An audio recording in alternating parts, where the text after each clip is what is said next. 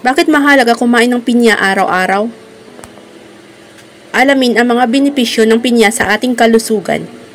Alamin ang mga nakakabilib na tulong ng pinya sa ating kalusugan. Dapat niyo po itong malaman guys. Panoorin niyo po ang video ko hanggang matapos. Maraming salamat and God bless you everyone.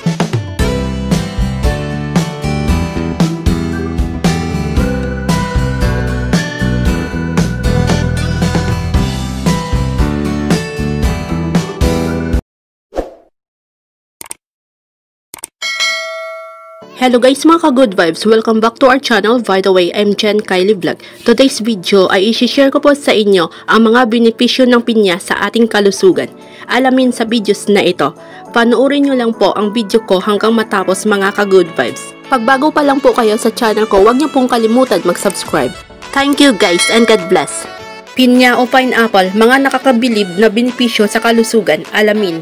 Ang pinya ay maraming benepisyo, mayaman sa vitamin C, manganese at bromelain. Ang vitamin C at manganese ay mahalaga para sa kalusugan ng immune system.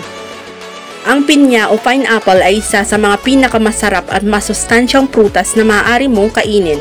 Hindi lamang ito mayaman sa lasa, kundi mayroon din itong maraming benepisyo sa kalusugan na makakatulong sa iyo na manatiling malusog at masigla. Ang pinya ay isang halamang prutas na tumutubo sa mga bansang tropiko at kabilang sa pamilyang Bromeliaceae. Ang pinya ay masarap kainin bilang prutas o inumin. Ang katas nito, ito ay maaari ring gamitin sa pagluluto ng mga ulam na may karne o manok dahil sa pampalambot nitong epekto. Ang pinya ay isa sa mga pinakamahalagang halaman na nagmula sa Pilipinas, Brazil at Costa Rica. Narito ang 20 pangunahing health benefits na pinya na dapat mong malaman. Number 1. Nagbibigay ito ng maraming bitamina at mineral.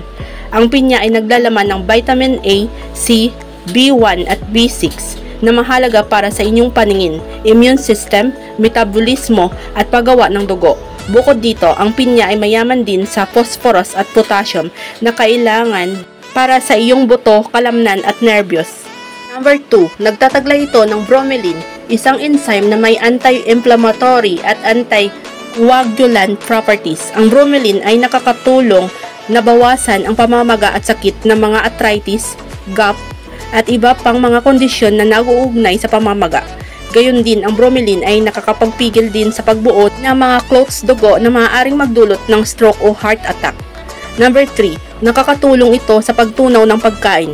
Dahil sa mataas na nilalaman ng fiber at tubig ng pinya, tulong ito na linisin ang iyong bituka at maiwasan ang constipation o pagtatae. Ang bromelain ay nakakatulong din na hatiin ng mga protina at taba sa iyong tiyan, kaya mas madali kang makaramdam ng busog at mas kunti ang pagkain mo.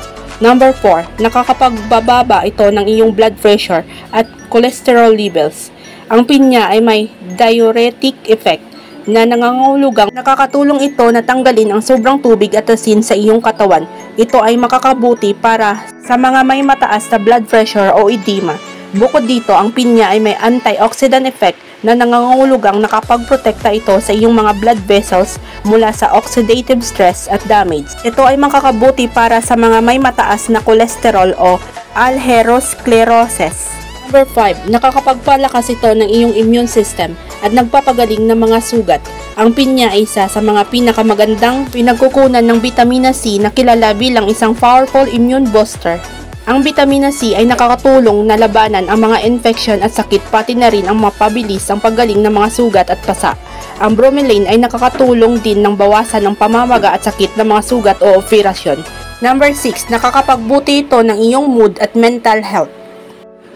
Ang pinya ay naglalaman ng tryptophan, isang amino acid na ginagamit ng iyong utak para gumawa ng serotonin, isang neurotransmitter na responsable sa iyong mood at happiness. Ang mataas na antas ng serotonin ay nakakatulong na bawasan ang stress, anxiety at depression. Ang pinya ay mayaman din sa folate, isang B vitamin ang kailangan para sa iyong brain function at mental health. Number 7. Nakakapagbuti ng skin health and appearance. Ang pinya ay mayaman sa vitamin C, bromelain at iba pang antioxidants na nakakatulong sa pagpapabuti ng skin texture, elasticity at hydration.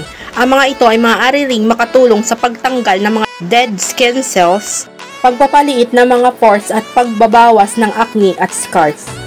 Number 8, nakakatulong ito sa pagtanggal ng toxins sa iyong katawan. Ang pinya ay may mataas na nilalaman ng fiber at mga enzyme na nakakatulong sa pagtanggal ng toxins sa iyong katawan. Ito ay nakakapagpabuti sa iyong digestive health at nakakapagbawas ng sakit ng ulo, pagkapagod at iba pang mga sintomas ng toxicity. Number 9, nakakapagbuti ito ng iyong cardiovascular health. Ang pinya ay may mataas na nilalaman ng potassium at magaan sa timbang na nakapagbaba ng iyong blood pressure at nagpapabuti ng iyong cardiovascular health. Ang mga flavonoid at antioxidant sa pinya ay nakakatulong din sa pagpapabuti ng iyong blood flow at pagbabawas ng iyong risk para sa cardiovascular disease. Number 10, nakapagpalakas ito ng iyong respiratory system. Ang pinya ay naglalaman ng mga anti-inflammatory at antimicrobial compounds at nakakatulong sa pagpapalakas ng iyong respiratory system at pagpapabuti ng iyong breathing. Ito ay makakabuti para sa mga may asthma, bronchitis o iba pang mga problema sa respiratory system. Number 11, ang pineapple ay maaaring makababa ng panganib ng cancer dahil ang mga antioxidant nito ay nakapagpigil ng oxidation na nagdudulot ng DNA damage at tumor growth. Ayon sa ilang mga pag-aaral, ang bromelain ay maaari ring makapagpigil sa paglaki ng ilang mga tumor. Number 12, ang pineapple ay maaaring makagaan sa sintomas ng arthritis dahil ang bromelain nito ay may anti-inflammatory effect na nakapagbawas ng sakit at pamamaga ng mga kasukasuan. Ayon sa mga ilang mga pag-aaral, ang bromelain ay maaaring makapagbuti ng kalidad ng buhay at mobility ng mga taong may osteoarthritis. Number 13, ang pineapple ay maaaring makabilis sa recovery matapos ang surgery o strenuous exercise. Dahil ang bromelain nito ay nakakatulong sa pagbaba ng pamamaga at bruising. Ang bromelain ay maaari ring makatulong sa pagbawas ng muscle soreness at damage na dulot ng exercise-induced stress. 14. Nakakapagbuti ng bone health. Ang pinya ay mayaman sa manganese, isang mineral na nakakatulong sa pagbuo o pagpapatibay ng mga buto at connective tissue. Ang manganese ay maaari ring makatulong sa metabolism ng carbohydrates, fats at proteins. Number 15. Nakapagbuti ng eye health. Ang pinya ay mayaman sa beta-carotene, isang pigment na nakatutulong sa pagpapabuti ng vision at pag-iwas sa macular degeneration at cataracts. Ang beta-carotene ay maaari ring makatulong sa pagprotekta sa balat mula sa sun damage. Number 16. Nakapagbuti ng oral health. Ang pinya ay may astringent properties na nakatutulong sa paglinis ng mga ngipin. Number 17, nakapagbuti ng fertility. Ang pinya ay mayaman sa folate, isang B vitamin na nakatutulong sa DNA synthesis at cell division. Ang folate ay mahalaga para sa reproductive health, lalo na para sa mga babaeng nagbubuntis o nagbabalak magbuntis. Number 18, nakapagbuti ng hair health and growth. Ang pinya ay mayaman sa vitamin C, B, vitamins at iba pang nutrients na nakakatulong sa pagpapalakas ng hair follicles, pagbabawas ng hair loss, at pagpapabilis ng hair growth. Ang mga ito ay maaari ring makatulong sa pagbibigay ng shine at softness sa buhok. Number 19, nakakapagbuti ng blood circulation and oxygenation. Ang pinya ay mayaman sa iron, copper at iba pang minerals na nakakatulong sa production ng red blood cells at hemoglobin. Ang mga ito ay mahalaga para sa transportasyon ng oxygen mula sa lungs papunta sa iba't ibang bahagi ng katawan. Number 20, nakakapagbuti ng energy and endurance. Ang pinya ay mayaman sa natural sugars, carbohydrates, at electrolytes na nakatulong sa pagbibigay ng energy at hydration ng katawan. Ang mga ito ay maaari ring makatulong sa pag-iwas sa fatigue, dehydrations, at muscle cramps. Kung ikaw ay mayroong mga kondisyon sa kalusugan tulad ng diabetes, baka kailangan mo ring mag-ingat sa pagkain ng pinya dahil ito ay mayroong mataas na kalidad na mga carbohydrates. Gayunpaman, ang pinya ay maaaring makatulong na kontrolin ang iyong blood sugar levels dahil sa mataas na nilalaman ng fiber at mga enzymes na nakakatulong sa pagtunaw ng pagkain kung nais mong ma-maximize ang mga benepisyong pangkalusugan ng pinya. Maaari kang mag-subtitle ng ilang mga process na paraan ng pagkain tulad ng canned pineapple sa mga pressed na fruits and canned na pinya ay maaaring mayroong mas mataas na nilalaman ng asukal at preservatives na nakakapagpinsala sa kalusugan. Kung hindi mo mahanap ng fresh na pinya sa lugar na kinaroroonan mo, maghanap ng mga frozen pineapple, chunks na walang anumang mga additives. Higit sa lahat, ang tamang oras ng pagkain ng pinya ay sa umaga ang oras. Ang pinya ay mabagsik na prutas. Kaya magandang idea ito na kainin sa umaga upang hindi magdulot ng mga digestive issue at iba pang mga problema sa kalusugan.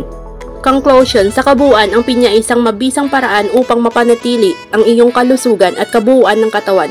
Hindi lamang ito masarap, kundi mayroon din itong maraming mga nutrisyon na makakatulong sa iyong immune system, cardiovascular system, respiratory system, skin, hair, at marami pang iba.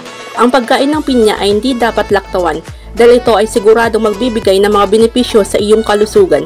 Hello guys mga ka-good vibes, I hope nagustuhan niyo po ang videos ko pong ito at may natutunan po kayo.